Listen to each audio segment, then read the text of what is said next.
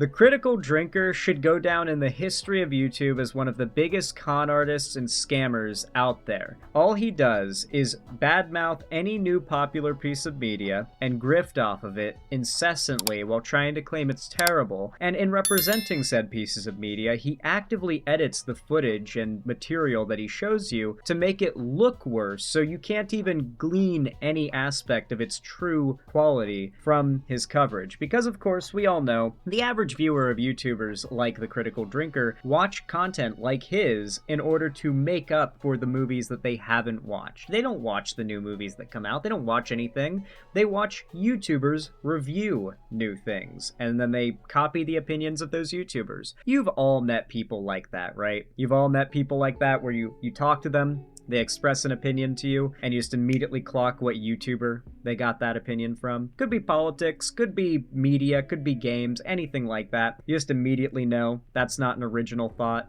Well, that's how I've always seen The Critical Drinker, one of those creators who caters to that kind of audience, same as like Mahler, for instance. And him getting called out more as of late, particularly by creators like The Birdman, whose video we're about to watch, has always tickled me pink, because this is a guy who's gotten away with it for far too long. Apparently now he's reeing and raving about Supergirl, the upcoming Superman sequel movie. It's part of the new DC universe along with the Superman movie and the Suicide Squad, and it looks pretty good. It looks like it's going to be pretty fun. I liked the James Gunn Superman movie, but as you can imagine, the fact that you have a female main character means that Critical Drinker and his ilk have to hate this movie. After years and years and years of hating every single piece of media that comes out with a minority of any kind as its lead, and then denying any claims that they're just racist and they just don't like these pieces of media because of that. Once again, a new piece of media has come out with a minority lead, and predictably, The Critical Drinker and his buddies have found reasons to hate it. So let's see what their reasons are, and take a look at what the Birdman has to say, because oh boy, do I love his content. I highly recommend you go check out his channel if you haven't already. Link down below to go subscribe if you haven't to his stuff, and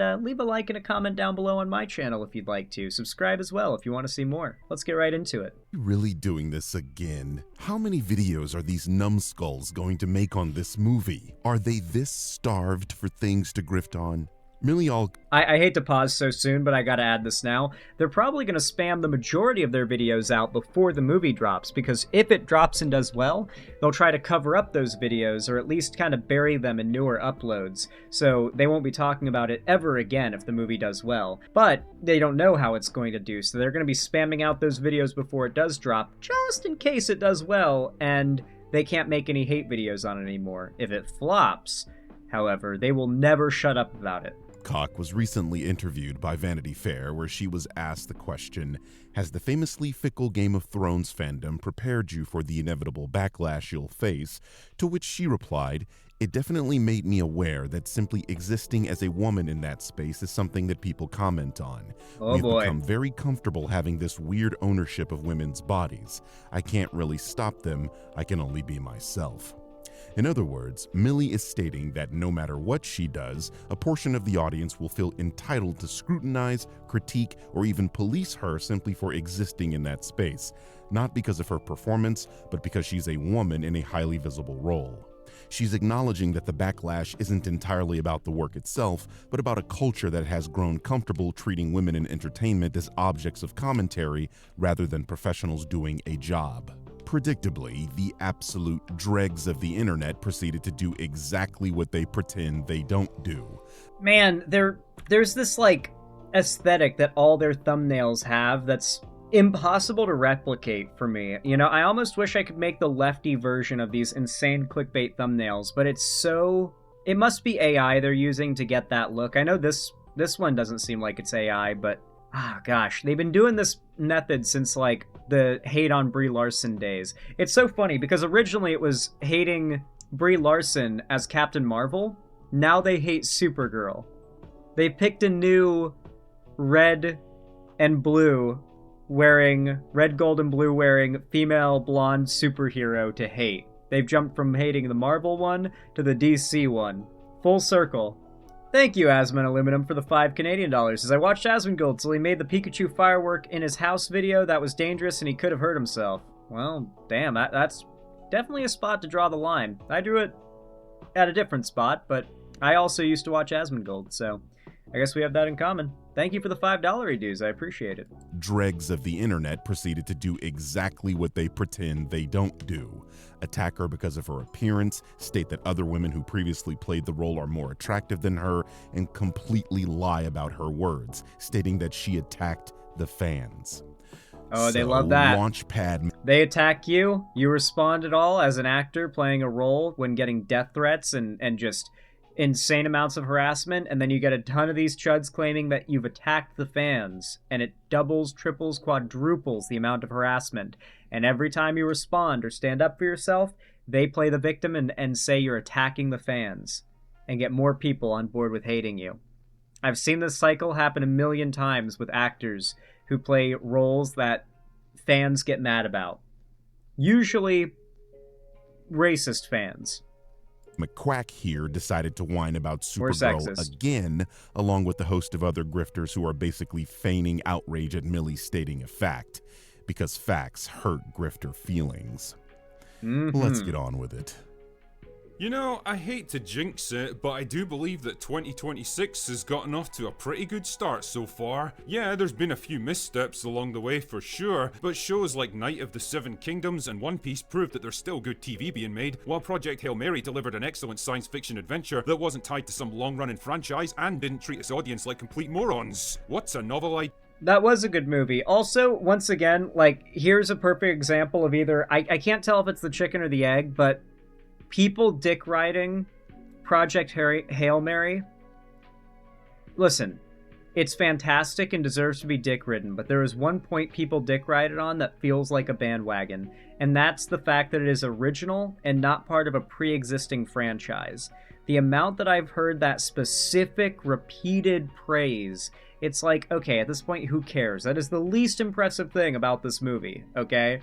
Like, now you just know that everybody who's saying that shit, or I guess I know at this point, everyone who's saying that shit is just trying to drum up likes on Twitter, and in the case of the Critical Drinker, he's just saying the popularly repeated Twitter argument about a well-liked piece of media in order to farm engagement clicks and like, oh yeah, he said a thing I agree with. And ironically, half the viewers of his video probably didn't even watch Project Hail Mary and never will. They're just going to watch a recap or a YouTuber review it or something like that, and they're going to rob themselves of a fantastic experience because they, even on media that's good, they trust these YouTubers to basically fill the gap in for them. Yeah. I find the examples Will used here very curious. The media property he derides here is the feminist one, and the ones he praises are either led by straight white males or something that sexually appeals to him. And despite Project Hail Mary being a phenomenal film that I highly recommend, Drinker is only praising it because he got an interview with the writer who espoused some questionable talking points recently, and he was at a screening. I'm sure you all believe this is a coincidence, huh? That makes sense why he would dick ride it so hard. You know, like him praising Project Hail Mary for accomplishing pretty much exactly the same thing Superman did. Only to this day, he tries to shit on Superman for accomplishing this exact thing. Anyway, I have to point out here that there have been plenty of bad movies this year that he hasn't even reviewed on his main channel, so his examples here are not random, and again, point to his bigoted views. I mean, does anyone here actually believe this guy is a fan of One Piece? You know, the guy who was asked what his favorite... He's LARPing. The anime community has had a really interesting response to these different grifters trying to appropriate popular pieces of media for culture war purposes, and that's calling them tourists. And so what he's doing here is being a tourist. He's LARPing being a One Piece fan. And I say this as someone who has never seen One Piece, never read One Piece, and does not care about One Piece. But any One Piece fan would agree, he's LARPing being a One Piece fan. He is pretending to be a fan for no other purpose than to utilize the popularity of that media for his own purposes. He does not care. He does not care. He's trying to appeal to One Piece fans. Japanese media properties were, and he began listing off Korean and Chinese movies. Yeah, what is the most recent Japanese film or at least entertainment that you enjoyed so far? What am I thinking of? See, a lot of them would be older ones, like Old Boy, for example. I really enjoyed that one. I know it's not Japanese, but yeah, probably stuff like that. South Korean movie. Crouching Tiger, Hidden Dragon, I really like that, and it's like Chinese, I think.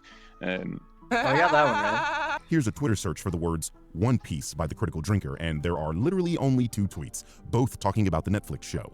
The first video is Drinker using the show to attack Cowboy Bebop, and if you don't know why that is relevant, our old pal Ryan Kinnell can always be counted on to say the quiet part out loud. You see, RK a woman who was a part of Outpost. the cast on that show was being criticized for attacking the fans. Doesn't that sound familiar? Anyway, it Oh, is he actually going to point out the thing that I did? That cycle of, like, they attack you and send you death threats as, like, an actor playing a role, and they're attacking you for playing it. And then you respond to those toxic people, and all of a sudden, a bunch of people respond with, "You're attacking the fans, calling us all racist, calling us all sexist harassers," and then they all start harassing you. And then every time you fight back, some group of people come along to play the victim and garner even more harassment, right? Like, the actress who plays Abby in the Last of Us game, like, she's been getting death threats for, like, God, 6 years straight now? should now be clear why Drinker even reviewed that property and why his video is titled the way it is. The second tweet you may all be more familiar with, as it was only last month, and people were pointing out how he was hyper-focused on the woman in a bikini, as you can see from the thumbnail. He was also heavily criticized for being a tourist, which of course he is, but those people don't realize why he was praising the show, and believe me, Drinker doesn't do things arbitrarily. There is always a message. Then the other day, I was reminded that, oh yeah, Supergirl's coming out soon. How best can I sum up my feelings about this movie? Well, you know when you go back to your hometown for the first time in years, and you decide to meet up with some old high school buddies to reconnect over a few drinks, and it all starts out pleasantly enough, but before you know it, they're spouting the same shite they were talking about like a decade earlier, telling the same stories, griping about the same problems, even cracking the same tired old jokes. And even though the beers are flowing and you're trying to have a good time, you slowly come to the realization that, oh my god, these guys have literally never moved on in life. Strangely, Will doesn't realize he's the person he's describing here. I mean, how many times have you seen these same meme clips, the same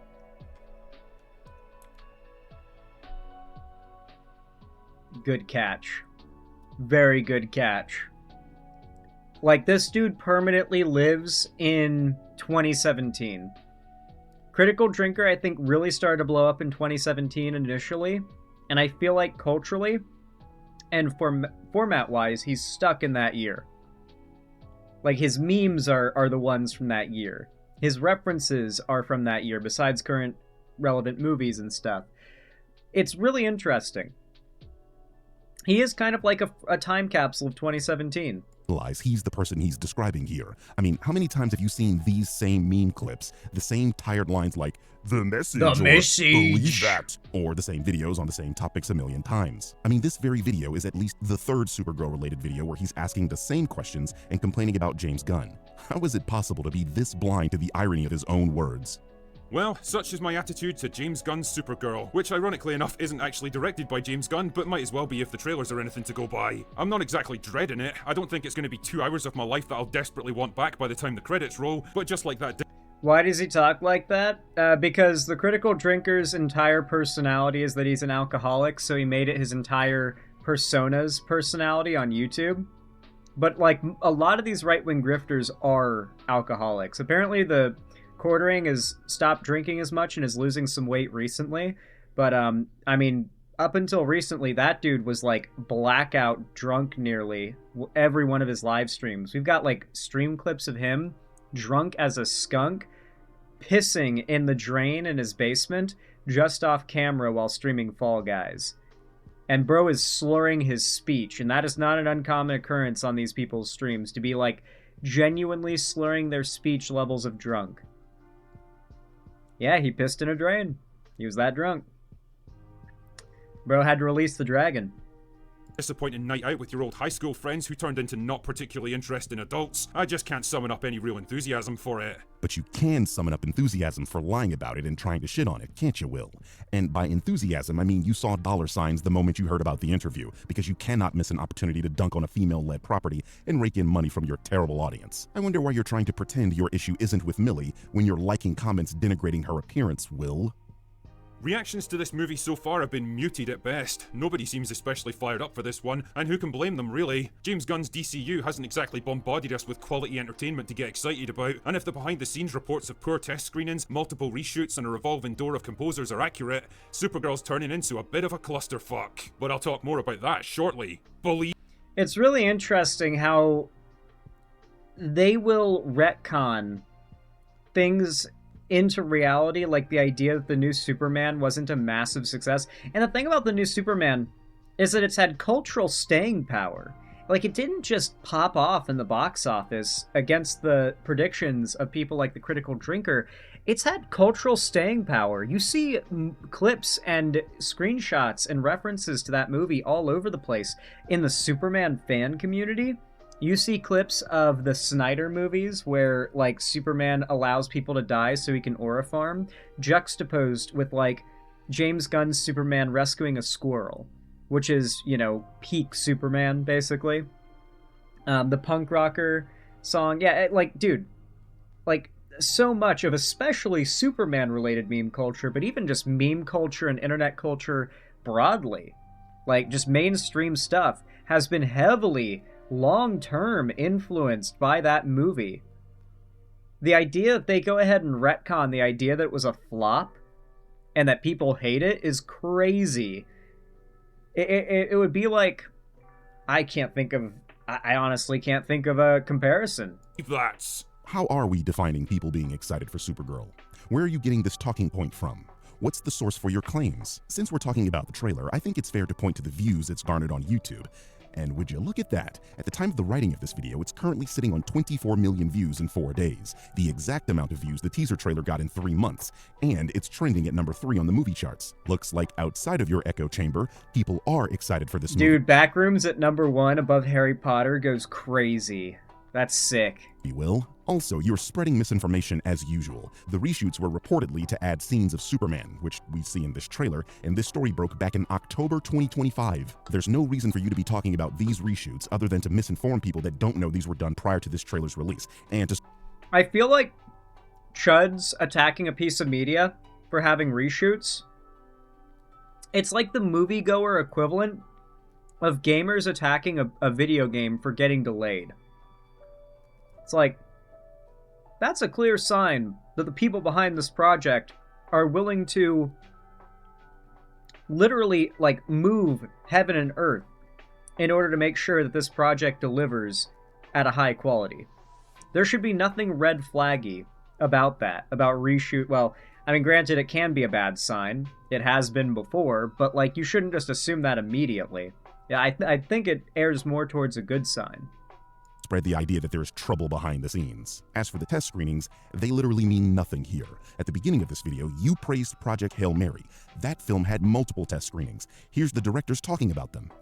You told me once that, like, I feel like I think you said every film of yours has had a disastrous... We've got a Shadow Raven Studios alt in YouTube chat spamming about Fallout Ashfall right now. It's been a while, buddy. It's been a while. Test screening. We're like early in the process. You're like, oh god. Oh, we got that out of the way early. We never did it. Like, our first official test screening went great, but we do a lot of, like, early screenings for friends and family and, like, other filmmakers and writers, and we, you know, this movie was massive. Yeah. And when we finally got the assembly down to under 4 hours long, we subjected some filmmaker friends of ours to, like, a 3-hour, 45-minute cut of the movie, which was embarrassing. So what was the major note besides cut Get an it way hour? shorter. Yeah. I just think that you could just, you know, you just don't know how the scenes are going to land with a lay audience. You know, for us, we thought everything was charming, but some of those charming things didn't land. So really, it made it it made it really easy to get down to 3 hours. Right.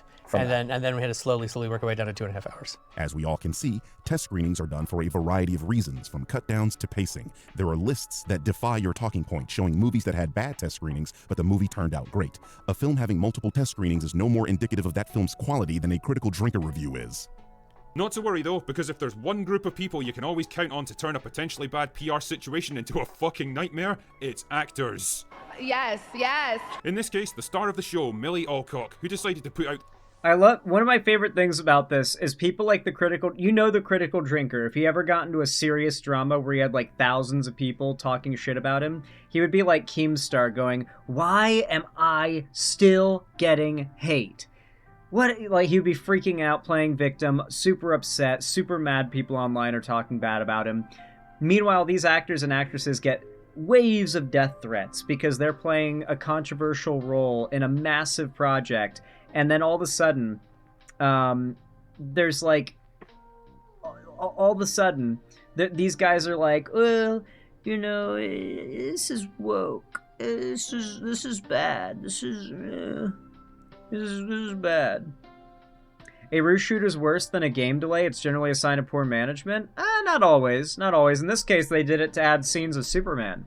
Supergirl fire with gasoline in a recent Variety interview where she declared, Hell "It yeah, definitely Matt B. made me aware that simply existing as a woman in that space is something that people comment on. We've become very comfortable having this weird ownership of women's bodies. I can't really stop them. I can only be myself." What an odd thing to say. I mean, you're a female actress playing an established female character. It's not exactly a controversial casting choice. I don't think anyone was up in arms about a Supergirl movie getting made. Allow me to borrow your clip, drinker. I don't think anyone was up in arms about a Supergirl movie getting made. What an odd thing to say. Is this not you just a couple months ago? This is what happens when you lie as easily as you breathe.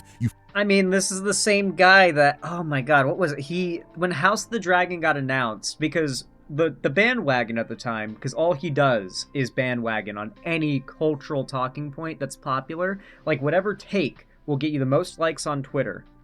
Even before Elon bought it, that was his take on every piece of media. So he has no original thoughts, none of his takes are original, none of them are novel. But originally, it was a big bandwagon position to hate on Game of Thrones, to say that the Game of Thrones universe is done. The ending of Game of Thrones has cooked that franchise. No one will ever come back. The fans are too burned. It's done. Everyone's saying they're never coming back to it. It was like this performative statement to make, right? And then House of the Dragon gets announced, and the narrative for all of these YouTubers and stuff, because they're repeating the same thing that everyone online is supposedly saying, is, this is gonna flop, no one cares. They, of course, see that there's black characters in it, and they start doing the whole, it's woke too, and it's gonna flop because it's woke. They start going through the whole cycle. And then it drops. Ends up being the biggest premiere in HBO history. So the Critical Drinker made a video back before it came out called No One Cares About House of the Dragon.